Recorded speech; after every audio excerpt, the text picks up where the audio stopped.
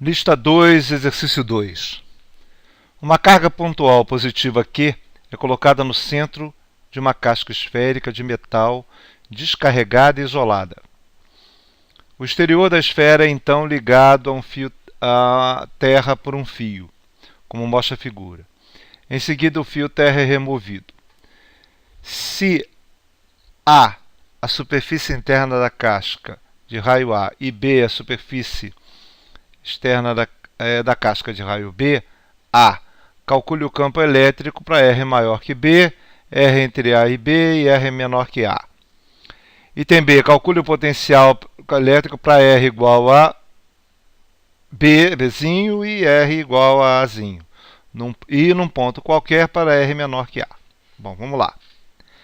Então, nosso problema aqui é o seguinte. A gente tem uma carga pontual Q que está no centro de uma casca esférica condutora e neutra. Bom, essa carga gera campo elétrico em todos os pontos do espaço. Gera campo elétrico nessa região que é vazia, gera campo elétrico nessa região que é do lado de fora da casca e gera campo elétrico dentro da casca. Quando ele gera campo elétrico dentro da casca, o que ele faz? Ele faz as cargas aqui dentro se moverem. Supondo a carga Q positiva, o que vai acontecer? Como no final da história o campo elétrico vai ter que ser zero, por quê? Porque a gente está numa casca condutora e o estado estático das cargas é o campo elétrico zero. Qualquer campo elétrico diferente de zero vai fazer as cargas se moverem, que é o caso da carga pontual que faz em cima da casca neutra. Bom, ela faz as cargas se moverem até que o campo elétrico fique zero. Ora, se no estado final o campo elétrico é zero, se a gente traçar uma gaussiana dentro da casca, o fluxo do campo elétrico através dessa gaussiana vai ser zero. Consequentemente, a carga interna à gaussiana vai ter que ser zero, para zerar o campo elétrico dentro do condutor. Então, consequentemente, vai acumular na superfície interna do condutor uma quantidade de carga menos Q. De tal forma que a carga Q gera um campo elétrico dentro do condutor num sentido e a carga menos Q vai gerar campo elétrico no sentido contrário, zerando o campo elétrico dentro do condutor. Mas a casca condutora a princípio é neutra. Aí o que acontece? Se ele atrair uma quantidade de carga menos Q para dentro, consequentemente vai ficar uma quantidade de carga mais Q na superfície externa da casca, de tal forma que a quantidade de carga total na casca fique zero. Bem, mas aí o que ele faz? Ele pega essa casca e liga à terra. Quando ele liga a casca à terra, como o sistema inteiro está gerando campo elétrico do lado de fora, está gerando campo elétrico dentro do condutor, que é o fio que está aqui. Esse campo elétrico, o que ele faz? Mover as cargas negativas da terra para o condutor. O que ele faz é atrai cargas negativas. Quando é que isso vai parar de acontecer? Vai parar de acontecer quando não tiver mais campo elétrico no condutor. Quando é que não vai ter mais campo elétrico no condutor? Quando todas as cargas negativas que vierem da terra suprirem as cargas positivas que estão na superfície externa. Dessa forma, você fica sem carga na superfície externa.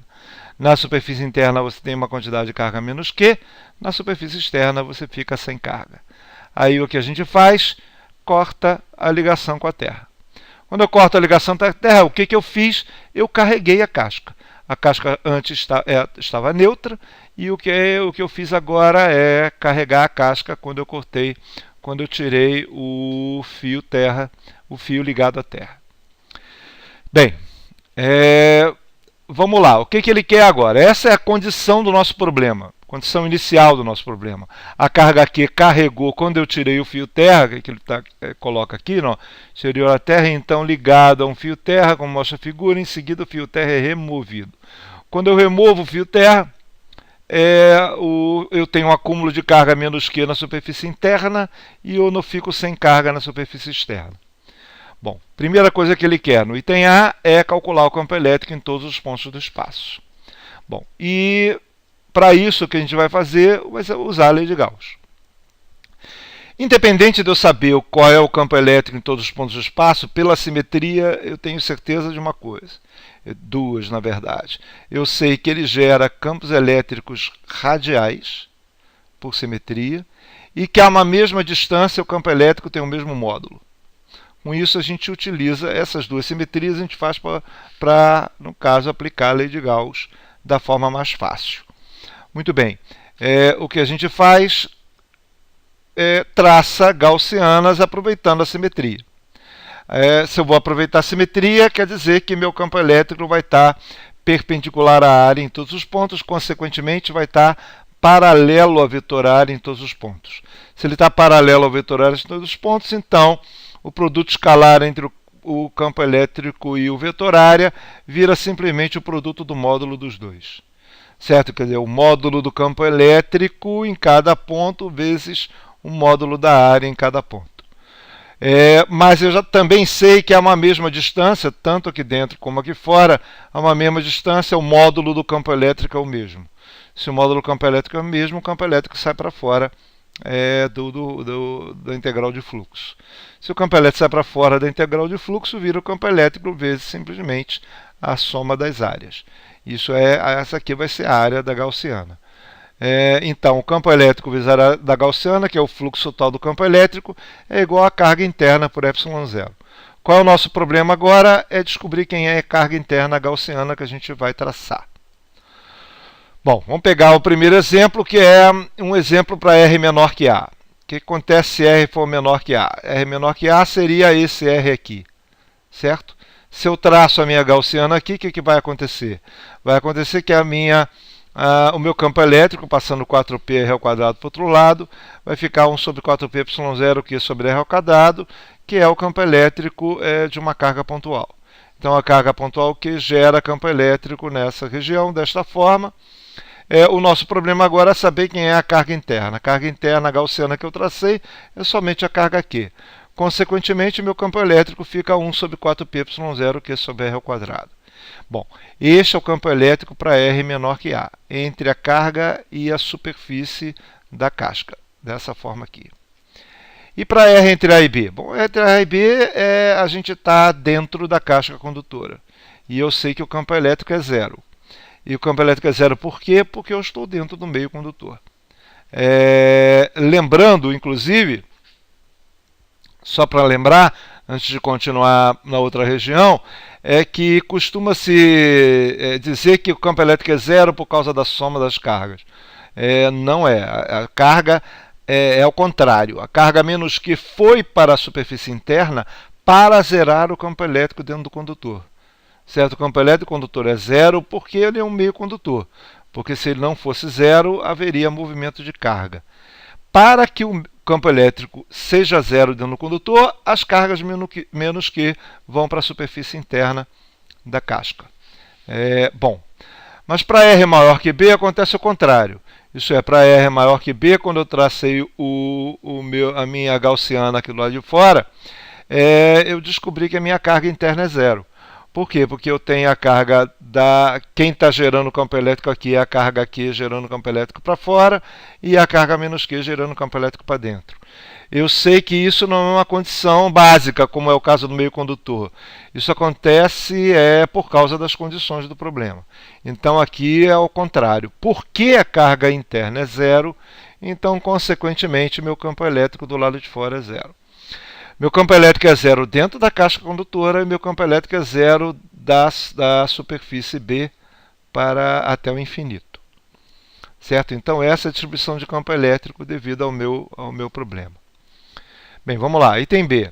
Item B, o que ele quer? Calcular o potencial elétrico em R igual a Bzinho e R igual a Azinho e num ponto qualquer aqui dentro. Tá?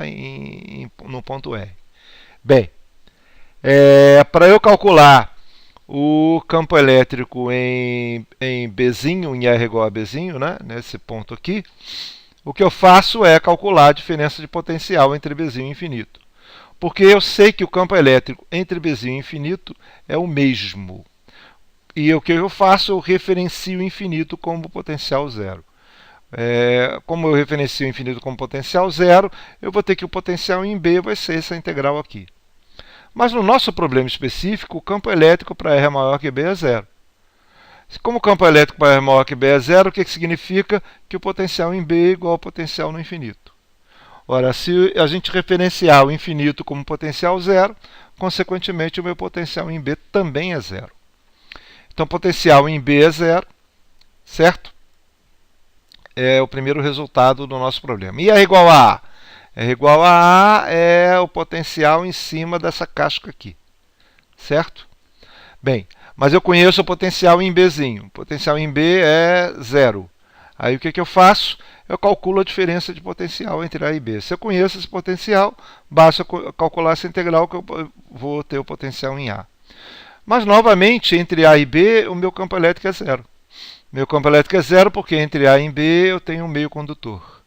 Se eu tenho meio condutor, esse campo elétrico é zero, consequentemente o potencial em A é igual ao potencial em B, isso é, o potencial em A é igual a zero. É importantíssimo vocês perceberem o seguinte, que independente de ser zero ou ter um valor qualquer, o potencial na superfície de fora da casca é igual ao potencial na superfície de dentro, certo? Porque se eu tiver qualquer tipo de diferença de potencial aqui, significa que eu tenho campo elétrico. Esse campo elétrico está gerando essa diferença de potencial. Então, eu não tenho diferença de potencial entre a casca externa e a casca interna. Se eu não tenho essa diferença de potencial, o potencial é o mesmo. Então, se o potencial em B é zero, o potencial em A também é. Exatamente porque entre A e B eu tenho uma casca condutora. Bom, e um potencial para R menor que A? Isso é um potencial num ponto qualquer aqui dentro para R menor que A. Eu não posso garantir que o potencial aqui dentro é o potencial de uma carga pontual, apesar de que o campo elétrico aqui dentro é o campo elétrico de uma carga pontual, como a gente já calculou. Mas o potencial não é. Por quê? Porque ele não é o mesmo campo elétrico daqui até o infinito. Daqui até o infinito eu tenho campos elétricos diferentes. Eu tenho esse campo elétrico vai até Azinho só. Certo? Do Azinho em diante o campo elétrico é outro. Então o que eu faço? Mas eu conheço o potencial em Azinho. O potencial em Azinho é zero. Como eu conheço o potencial nessa caixa, o que eu faço? Eu calculo a diferença de potencial entre o Azinho e o R. Isso é, o potencial em R menos o potencial em Azinho é igual a menos a integral de Azinho até R de E escalar dr. Se eu conheço o potencial em Azinho, eu vou conhecer o potencial em R. Isso é, isso me dá o campo elétrico aqui dentro, que eu conheço, né? 1 sobre 4πε0q sobre r ao quadrado, de Azinho até Rzinho. Tá? O potencial final menos o potencial inicial é igual à integral do início até o fim do campo elétrico. Ora, a integral de dr sobre r ao quadrado é menos 1 sobre r de a até r. Ok? Aqui fica 1 sobre r menos 1 sobre a, mas como tem esse menos fica mais, esse menos corta com menos fica mais, né? Então eu vou ter q sobre 4πε0, 1 sobre r menos 1 sobre a. Essa é a diferença de potencial entre o ponto interno, entre a carga pontual e a superfície A, né? Entre a carga pontual e a superfície A, qualquer ponto desse aqui, a diferença de potencial é esse aqui. Bom, mas o potencial em Azinho é zero se eu referencio o infinito como zero. Se eu referencio o infinito como zero, o potencial em Azinho é zero. Se o potencial em Azinho é zero, consequentemente, o potencial em qualquer R entre a carga pontual e o Azinho é esse aqui. Certo? O potencial em R igual a A fica igual a zero. Perceba que isso aqui não é o potencial de uma carga pontual até o infinito. É somente até Azinho. Ok? Isso é importante a gente perceber que a presença da casca, certo, condutora, ela não influencia no campo elétrico na parte interna, mas influencia no potencial. Esse termo aqui é por causa da presença da casca condutora em torno da carga. É isso.